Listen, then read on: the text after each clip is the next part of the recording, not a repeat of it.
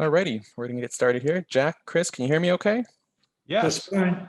Excellent. Well, we're delighted to welcome our next presenters for a very entertaining discussion. Our first presenter, Jack Schwager, is co-founder and chief research officer at Fundseeder, a firm that seeks to find undiscovered trading talent worldwide via its trader platform, fundseeder.com. He's perhaps best known for his best-selling Market Wizards series, Market Wizards 1989, The New Market Wizards in 1992, The Stock Market Wizards in 2001, and Hedge Fund Market Wizards in 2012, and The Little Book of Market Wizards in 2014. Mr. Schwager is a frequent seminar speaker and has lectured on a range of analytical topics, including the characteristics of great traders, investment fallacies, hedge fund portfolios, managed accounts, technical analysis, and trading systems evaluation. Interviewing Jack today will be Chris Camillo, founder of dumbmoney.tv, is not a stockbroker, financial analyst, or hedge fund manager, and yet successfully grew a $20,000 brokerage account into $20 million without following any conventional investment strategies. He single-handedly created an entirely new class of investment analysts termed social arbitrage by observing social trends, cultural shifts, and identifying game-changing information hidden in everyday life.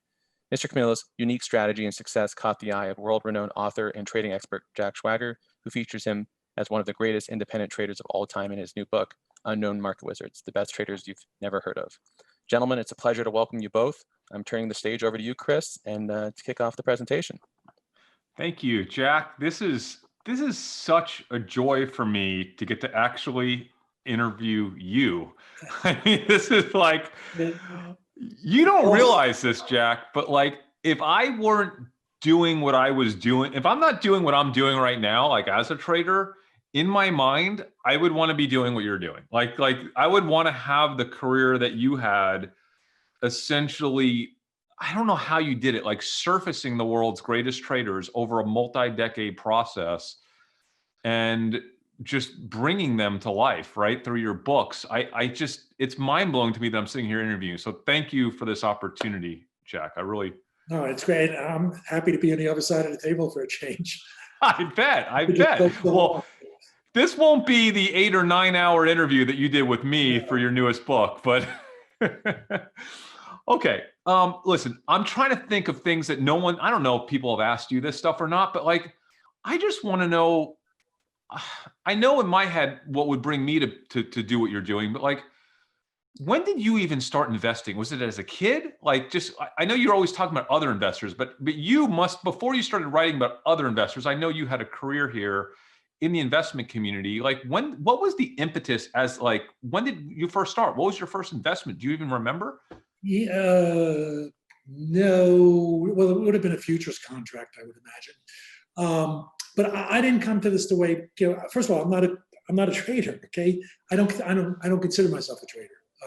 I trade, but I don't trade all the time, and I don't define myself as a trader. I define myself more as a writer or as an analyst than I would as a trader. I fell into it. One of the signs that I'm not a trader is people who are really good at it. I've noticed, and I mentioned in my books, like yourself, got it, had this bug when they were like teenagers or even younger. And you certainly fit that bill, and that's in the chapter. I didn't. I just came out of graduate school with an economics degree. I was just looking for an analytical job. I was not involved in markets. I happened to fall into a research analyst job. And I said, hey, this is pretty interesting. It's always changing. There's no cookbook recipe how to do this. A lot of people doing this aren't very good. So so I thought it was it. And then if you're involved as an analyst, the next natural step is to be a trader. I instinctively initially I was a horrible trader. And I tell people the only reason I'm even profitable is because of the people I've interviewed, and I've kind of learned lessons from my own books. But I'm not, I didn't have that initial bug, and I don't think I had that particular skill. Yeah, I get that.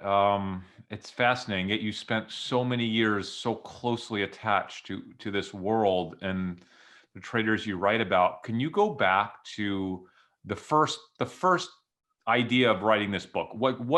What drove you to want to initiate the Market Wizard series in general? And tell me about, like, how did you even get started? Like, were you writing books about other subject matter before Market Wizards? Yeah. So first of all, I didn't have an idea of a Market Wizard series. I mean, I just had an idea of a market wizard's book. I never thought there would be a second one, let alone now going to be 5. And what I originally wrote an analytical book called A Complete Guide to the Futures Markets, which was like a 750, 800 page tome, which I took a sabbatical to write because I thought there wasn't a decent analytical book on futures. So I figured I might as well write it myself. That's what got me involved in the writing part of it. Then several years later, and in between, I sort of got involved more as an analyst in the markets and got interested in it. I thought, gee, it'd be fun to go and interview. I had the idea of this Market Wizards book where I'd go around the country and I'd interview the best traders and be a way to kind of learn myself. Sort of, that was the motivation. To become a better trader, learn from these people. Plus, I thought it'd be just like a fun project, right? So I had this idea, but I'm also full-time futures research director for, I think, it was Smith Barney at the time, I think, or Payne Weber, one of those. Anyway, so I don't have time to do this really, but I get I took the sabbatical for the analytical book. That did well for what it was. It was a good book. I mean, and I redid it. It was updated finally in 2017, but it wasn't anything I wanted to do again. I knew I didn't want to do that again. It was just too much work. And I got approached by a publisher that was invited to lunch. They knew the book and said, "Hey, we want you to be like this editor-in-chief. We want to do like 20 books, one in every market. Yeah." But they were targeting like high-priced books, a small audience, which is the exact opposite direction I want to go in. I said, "Look, if I'm going to do another book, I really want it to be more of a mass audience book. I don't want to do, I did the analytical thing. I don't want to do it. That's it." So they said, "Okay, do that," and that was the catalyst. So nights and weekends is kind of how the interviews. People think interviews are what it's all about. The interviews are like 1 or 2% of the book. The work comes from kind of, and because you're a film guy, so just like you could shoot 100 hours of film to pull out 1 hour. That's what doing one of these books is like. Totally. Like that first book, like, do you remember the first person you interviewed, the first market wizard? Who was that? Well, I don't think he was the first person. He ended up being chapter 1. He was certainly one of the early interviews, and it was a fellow who is only known because of my book. I mean, I don't think he ever gave another interview. Anybody knew him outside of Commodities Corp, which was then a prop trading shop, a fellow called Michael Marcus. And I knew Michael because the job I fell into in Wall Street, when I was just looking for any economically oriented job, happened to be a research analyst position that he was leaving because he was leaving to become a trader, quotation marks, right? And so he had that confidence at that point. And we just kind of talked a little bit as he was clearing out his desk and I was kind of coming in. And he stayed in New York for a bit, a year or two before he went out to the West Coast. And we would get together for lunch every few weeks or so. So we kind of built a bit of a relationship, friendship. So I knew him. And then I knew years later when he had gone to Commodities Corp to manage money, I knew that he had turned this $30,000 account into $80 million. I knew that story. Anyway, so he was like one of the first people I thought of asking to do the interview. And he didn't actually agree right away because he's a super private, shy person. And with the help of another colleague, finally coerced him to agree. And I went out, and like yourself, I spent the full day. Actually, longer. I spent more time with Michael than I did with you, believe it or not, and sort of did that interview. And that was chapter 1 of the first Market Wizards book, and one of my favorites because there's so many great stories in there. Now that you mentioned that name, my mind goes back to, I remember reading that chapter in that first book, and I remember that chapter. So you go from then all the way to today, like just from what has changed in the way that how you think about interviewing or finding a trader? Is there anything that you've learned over the past 20, 30 years that you go, well, if I can do this again, if this is what I do differently today that I've learned through the years, maybe questions that you ask now that you didn't think to ask back then, or qualifications that you have now that you didn't realize were important back then? Like, what's the evolution? Because I think it's pretty rare to have an author who has had a format that has survived decades and has kind of been tweaked over the course of decades. I think that's really what's special about your series. Well, thanks. Yeah, it's like the old cliche, if it's not broken, don't fix it. So I came up with this original format, structure, and way of doing things, which it really worked for the first book, and I kind of continue to use it. Well, first of all, it's as far as the structure of each chapter, as you notice, I have like a beginning narrative, about the trader and all that. Then I have the interview section, which is kind of extracted the best stuff and reordered and made to read smoothly, from the interview I do, which usually tend to be on the longer side. And then I have a concluding chapter where I'm trying to pull everything together. And that's like the typical chapter. And I might have chapters in the beginning or the end, but each of the interview chapters, that's the format. And that seemed to work well. The other thing, the interview style that I have, or if you call it a style, whatever you call it, I learned that, I guess I knew it from the very beginning. The idea is, what you don't want to do is come in with a list of questions. That's what you don't want to do. Now, you can have a list of questions, and I did. In fact, when I did the first Market Wizards book, I remember I had index cards, right? And I had all these questions. But what I did was I had a conversation. And it's really important because you've got to listen to what the other person is saying, because the best stuff in those interviews always comes out, not from a question I ask, but it comes out as a tangential comment. Oh, really? How about that?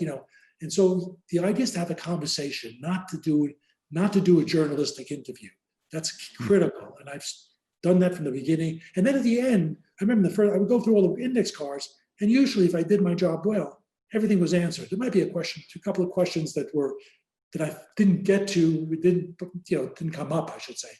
But that's the process, at least, of structuring it and doing the interviews. Then there's a separate process that has to do with the writing. Yeah, I think it's amazing because, like, I remember when you interviewed me, it wasn't like interviewing for a magazine article or for traditional press. It was, granted, we didn't spend weeks together, but it was over a course of a couple of days and a few follow-up phone calls. It was almost like you're telling the entire life story of the person, their psychological background, it was draining. It was so draining. Like, I'll never forget when you left that night. I got home and I told my wife, I'm like, it feels so good that I got it all out. Because I feel like my whole life story is in this man's hands now. And everything I've ever dreamed about expressing about why I do what I do and how I do it. And I feel so good to get it all out, because I couldn't even write that myself, but you just kind of poked and pronged and somehow you got to it all. And I felt really good. I'll never forget that night. I felt really good. I'm like, I hope he really writes his book, because I just want to have this chapter for myself and my family to hand to my kids someday, to be like, here's where it is. Here's how I do what I do. So, what I think is extremely important, and why I'm so excited about this interview is, I've had a lot of success myself over the last 15 years. And I have to be honest, I thought I was the only person in the world that had done anything like this. I've heard stories about other people, and I technically have read your book, which is like in the past, maybe a slightly more focused on futures and commodity type stuff, right? And I thought, when just trading stocks, I was so amazed that I had done this. I didn't even understand how I had done this. I was like, there's no way another human had also done this. And so I was really harsh on other people that made claims like this. I still kind of am today, but reading your books has made me realize that there actually are other people in the world that have achieved this insane track records, similar track records, better track records than mine, even, through completely different methods, like methods that I wouldn't. I remember I wrote a little book years ago. I was like, there's no way you could be a technical trader and generate alpha consistently over. I just didn't believe it was true. And now, partially because of your books, I understand that while it's almost impossible, that there are people that have done it the same way. You can do it kind of like me if you want. It's just almost impossible, but people do it. And I think that's what's so incredible. My question to you is, these people, it's not like there's thousands of people that have done this. I feel I know there's a few more than you've written about, but not that many more, because I myself have gone out and tried to find these people that have real legitimate track records that will let me look at them or talk to them. My big question to you is, what is it about this industry sector of investing? I would think that the 30 people you wrote about, and some of them are billionaires now, obviously, I would think the entire investment community would collectively look at these people, or just the ones in your new book, right? Let's just talk about your new book, and that are unknown market wizards, and literally just focus on how are they doing this? Let's have them on CNBC every single day. Let's just literally, anytime we want to know anything about that, let's ask these handful of people that have actually done what appears to be impossible. It's almost like the Michael Jordan, the Kobe Bryant of investing, like they exist. You have found them. You spent decades identifying them, researching them, auditing them. Why is it that, unlike sports or athletes or even gambling, like the World Series of Poker, nobody cares about the poker guy who didn't win the World Series of Poker, right? No one cares about the attorney that hasn't won all the big cases, or the surgeon that hasn't successfully done all the hardest surgeries in the world. Why is it in the investment industry, even with someone like yourself, you've gone through all the work and your books are huge, but you think that that would resonate deeper across the spectrum? Do you think it's because, and I want to say, and I'm sorry for talking too long, No, I just got a phone call from a guy literally right before this, a random person who started yelling at me, calling me a fraud. I don't believe you've done anything that you claim to have done. I heard about this book. I don't believe it. I think you're a fraud. I'm like, I don't sell anything. I don't market anything. He's like, oh, you will. There's a scheme. I know there's a scheme, and I'm going to take you down. I'm calling the SEC right now. He literally just 30 minutes ago, I had a guy saying he's calling the SEC on me. I'm like, what? Please call them. But is it because people don't believe it even when you write about it? Well, people, this came up in other interviews. A good example is Peter Brandt, who's got a long two trading segments of his career, probably 35 years, 30 plus years total. I think he averaged return of, well, it's over 50% annualized. But he, so he writes, he's got a Twitter following. He's the one, you're probably the second. No, I mean, people in the book are unknown totally, except for you and Peter because of your other endeavors. And so Peter has a Twitter following, and he'll say, he'll get, and I'll see it, he'll get these people on Twitter, say, oh, Peter, like he said the S&P was going to go down like 10,000 points ago, whatever like that. And Peter's thing is, he picks the spot. If he's right, he rides it for a few points, a number of points. If he's wrong, he takes 0.25% loss literally on his equity, and that's it. And his and I titled that chapter, and something that Peter said is strong opinions weakly held. So yeah, he goes into a trade. He's got an opinion. Hey, and if the market, in his words, puts its hand in his pocket, he's out very quickly. So that's what he's doing, and people will think he's that criticize him because of a prediction. He's not predicting anything. He's the first person to say, the markets are not about prediction. And so I think people have to show that no, somebody can't be that good. There's an excuse for why they haven't done it. It's weird because the market, I think this industry respects the amount of money you manage, which is more of a sales function than how well you manage that money, right? Because I look at CNBC and places like this, and they will have, people that manage money for this firm and this firm and this firm, but like they never talk about, well, what's that person's, why should I listen to that person talking about that thing? Have they ever been consistently right when it comes to their investing in the past? Like, I want a show that has nothing but market wizards talking, right? And new market wizards that we're finding all the time, because they're, like, that's what I want to watch. And I'm just so curious what your thoughts on that were, because it feels like other industries respect people that have performed, where this industry just doesn't even either believe it or doesn't care about it. Or maybe it's an incentive. Is it an incentive because only the people that manage big money have an incentive to make sure they're on them in the media? Like, what is that?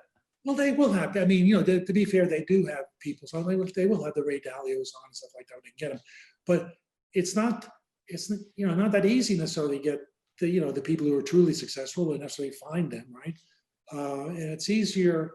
And they get who they can get easily a lot of times. That's part of it. In fact, one of the interviews in the book, since you read it, like Jason Shapiro, one of his he uses CNBC as a contrary indicator.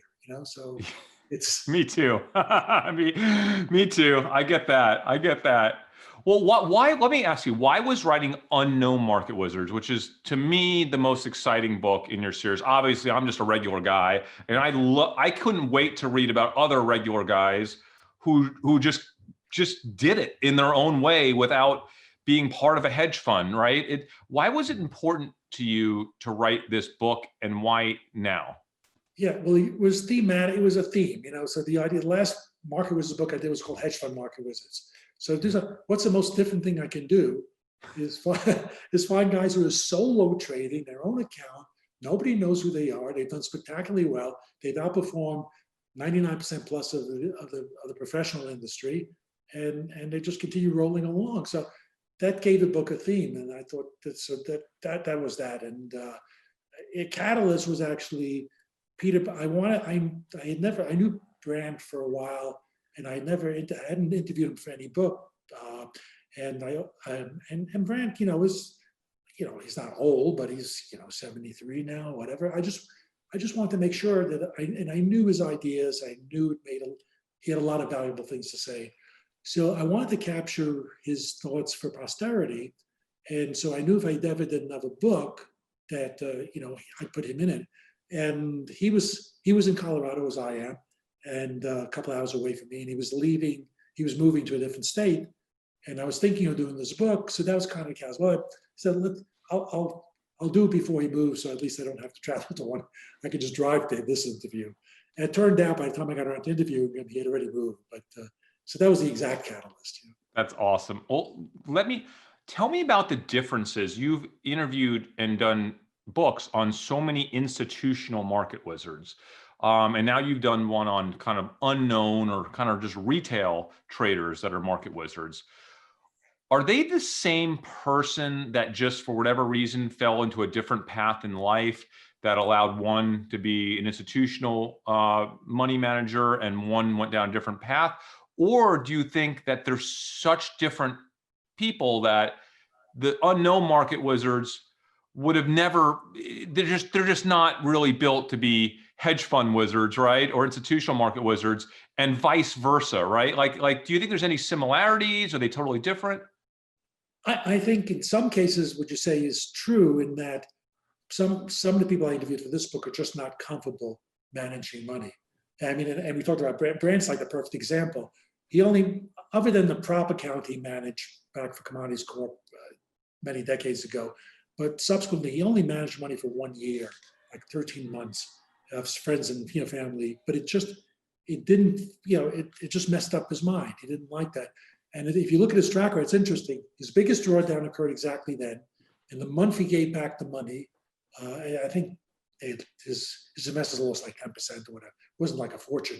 But the month he gave back his money was the beginning of a 17-month straight up, period in his return. So some people are just not cut out to manage money. That's not what it messes up their trading, right?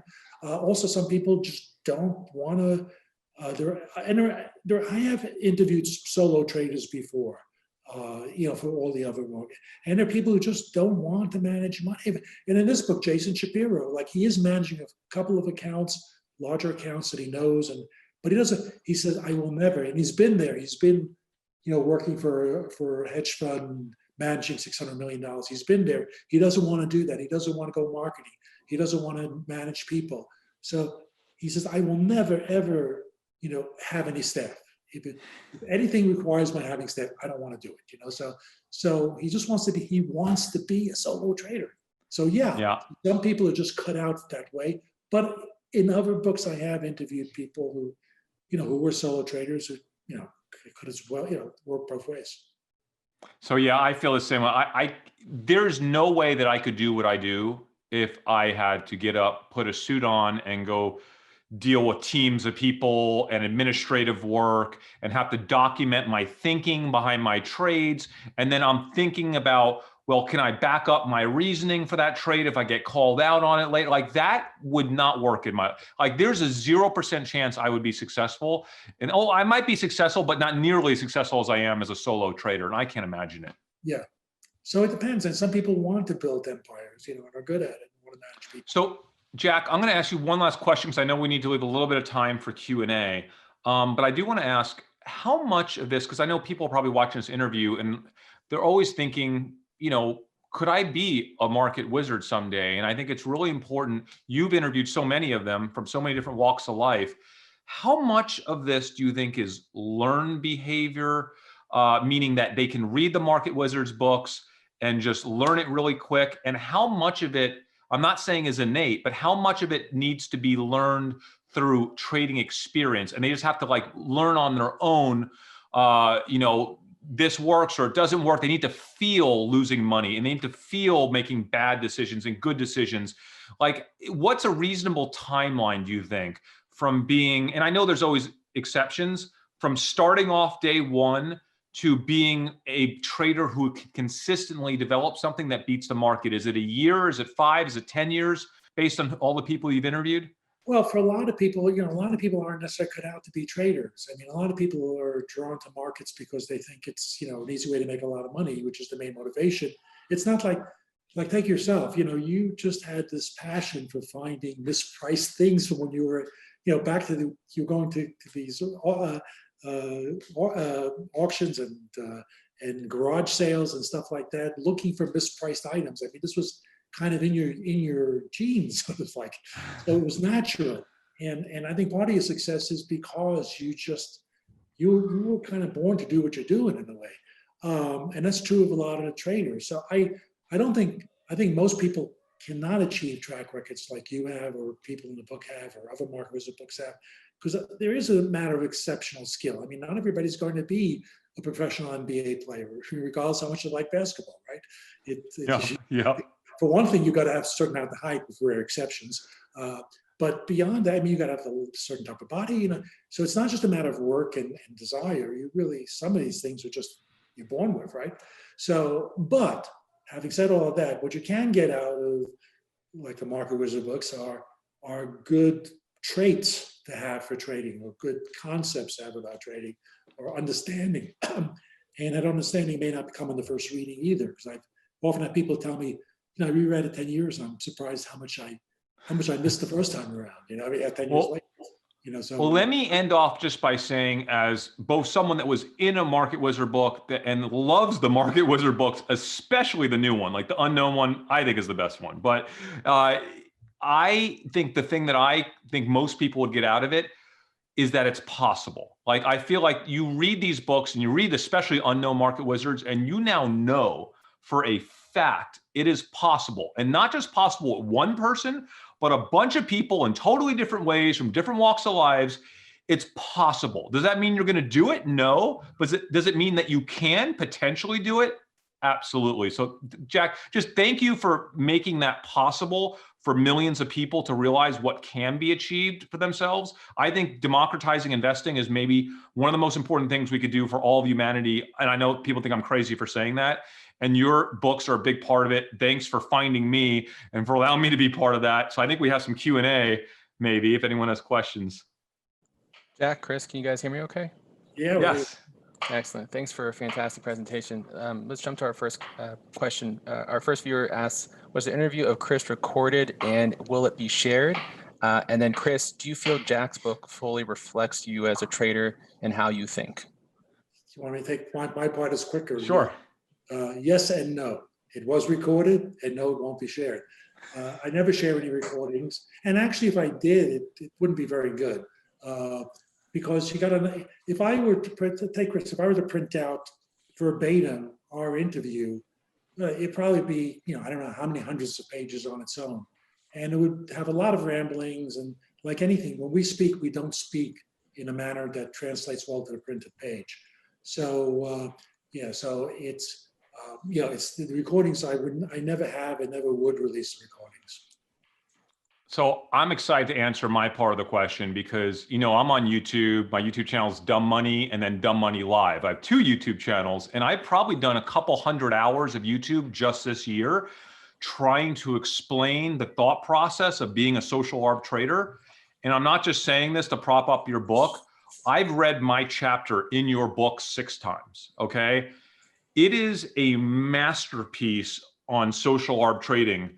I don't know how you extracted that information from me and put it in context in the way that you did, but you will get more from reading Jack's 1 chapter. It's like 30 pages on my life and social arb trading than you will from probably at least 100 hours of my YouTube show. And so honestly, I'm blown away by it. Yes, it completely encapsulates everything that social arb trading is about, how I started, how I think about it, how I enter a trade, how I exit a trade, what's important, what do I ignore, specific examples from the past. Like, I love it that I can just hand someone a 30-page chapter and be like, read that, and you'll be like, you know, 70% of the way there just by reading this chapter. So yes. Excellent. Thanks, guys. Our next question is, it's really geared towards Jack, and it's our viewer writes in saying, you didn't need to do your books. So their question is, what gives you the motivation to write them and continue writing them? I actually like the process with breaks in time, of course, but I like the process of creating these books. And I don't know how to say this without sounding egotistical, but I did have a goal from the very first Market Wizards book to have books that kind of would be around 100 years from now. And I had that because I read Reminiscences of a Stock Operator, which was nearly 70 years old when I read it and was still pertinent. So that was my kind of model. I didn't do the same type of book, but I knew it was possible to write something that would have lasting value and meaning and truth, and turning that out when it's successful has a degree of satisfaction. We all do some things well. I don't do a lot of things well, but I found my one niche that I do well, so I do it. Thanks, Jack. Our next question is for Chris. The viewer writes in just a brief summary, would you mind kind of sharing how you generated those massive returns? Yeah, I mean, it's just trying to identify change quicker than other people, change in the world, in culture, in consumerism, in government, anything, any type of change, and then attempting to connect that change that you early discovered to investable opportunities in stocks, and then exiting those investments when the rest of the world digest that change and kind of, I call it information parity, right? So when the information you're trading reaches parity with the rest of the world, then you exit the trade. That could be a day, or it could be 3 years, or it could be 5 years, or a couple months. And it's I know it sounds ultra simple, but that's the entire methodology summed up in a few sentences. Thanks, Chris. And just a kind of a part 2, was that, were you trading options or stocks, or just a mixture of a mixture of both? More options and stocks earlier in my career when I was trying to lever my money to make the most out of each high conviction trade that I found. And now that I have enough capital, I don't have to do that. And I could, you know, unless it's a really liquid stock where I can get options and really, and I'm confident that the spread is thin, you know, the spread is really tight and I can get in and out of them, I lean more towards equity than stock these days. I mean, more equity than options these days. Thanks, Chris. Our next question is for both you guys. And the viewer writes in, with a lot of fear in the market today and anxiety around the election, what advice do you have for investors and traders going into the next several weeks for preparing their portfolios? Chris, do you have anything? Well, you know, I always say, like, my style of trading, it's all about preparing your mind. And the way that I prepare my mind is I run every possible scenario that could play out. And so I have, you know, a bunch of different scenarios for the election: a Biden win, a Trump win, we don't know who won for maybe weeks to a month. And I know exactly what I'm going to do in each of those scenarios. So I have a Biden portfolio, a Trump portfolio, and I'm not sure who's winning portfolio. And every day that I feel that it's leaning in Biden's direction or Trump's direction, I go a little bit heavier one direction over the other. So if I feel really strongly on the election eve that Biden has us in a bag, I will go all in on my Biden trades. And it's really preparing your mind, knowing the scenarios that could unravel, and then being prepared to trade on them a little bit quicker than other people because you're prepared. It's part of the social arb thing. It's like when the pandemic hit, I knew it was hitting, and I shorted the market really heavily earlier this year because I was reading Chinese news articles every night, right? In China, I was like, I think there's a pandemic that's about to take over the world. No one else sees it, but maybe I'm crazy. But as soon as it seems like I'm not that crazy and it's happening, I'm going to do this. And it was just doing that like a few days earlier than the rest of the world enabled me to short the market before it fell apart back in March. Excellent. Thanks.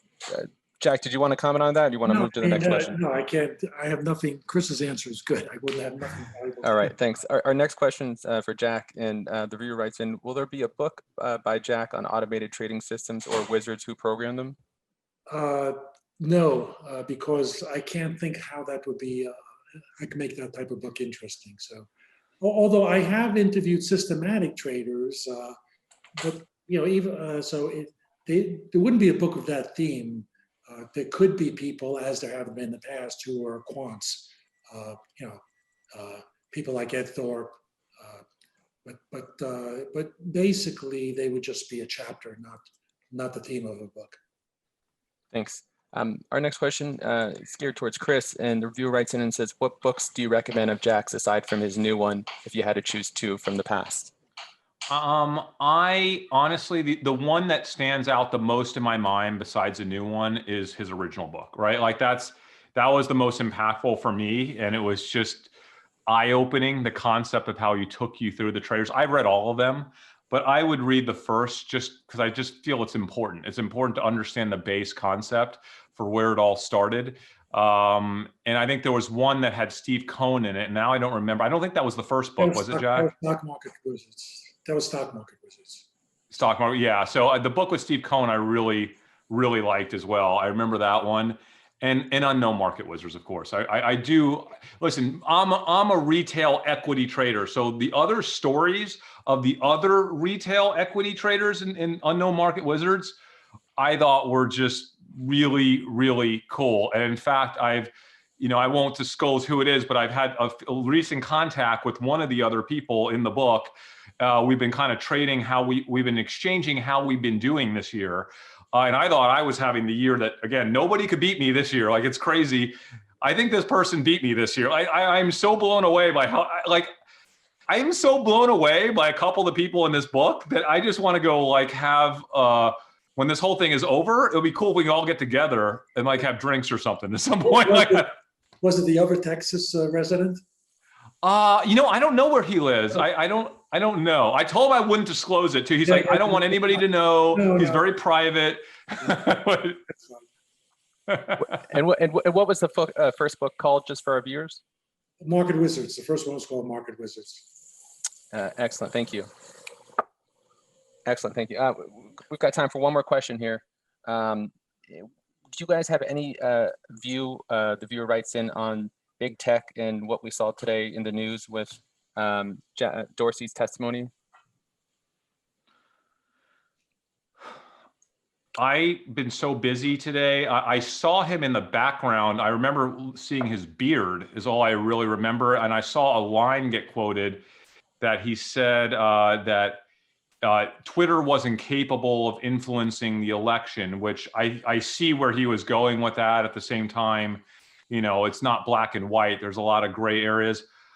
I am concerned long-term in terms of how government is going to potentially restrict and make life very painful for the Facebooks, the Amazons, the Twitters of the world. I try not to get caught up in that too much unless I really have an edge in terms of seeing something I think the rest of the market missed. And I don't really think I have an edge there. So I kind of, if I don't have an edge, I just kind of pretend I don't know anything about it.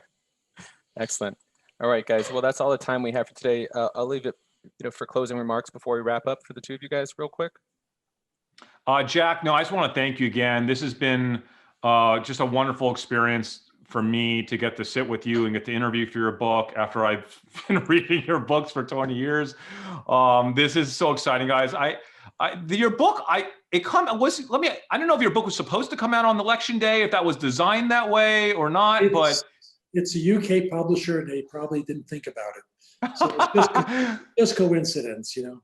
Well, if you need a break from the election, listen, I'm not saying this. I don't make any money when Jack sells a book. I'm just saying because I feel it's the coolest thing in the world. It really is one of the coolest books. So many amazing stories. I just think read this book. It's so much fun over the holidays, and you will go into the new year just with confidence that, man, that these guys can turn tens of thousands to tens of millions, like with all these weird strategies. What's your strategy going to be? Right? Excellent, guys. Well, we really appreciate your time, Jack, Chris. It's been a Chris, pleasure been a blast. Thanks. Absolutely, guys. We really appreciate it. Thank you for joining us. Jack, do you have any closing remarks before we wrap up here? No, it's nice being on the other side of the table. Only, by the way, Chris, it's only the second time I've been interviewed by another market wizard. Only in all these years, it's only the second time. This is fun. Thank you. Yeah, Thank you for this. I was at a private function with one of the banks. Well, excellent, guys. We appreciate your time. Thank you again for joining us. It's been an absolute pleasure, and stay safe and healthy, and we'll talk to you guys soon. Thank you. Take care.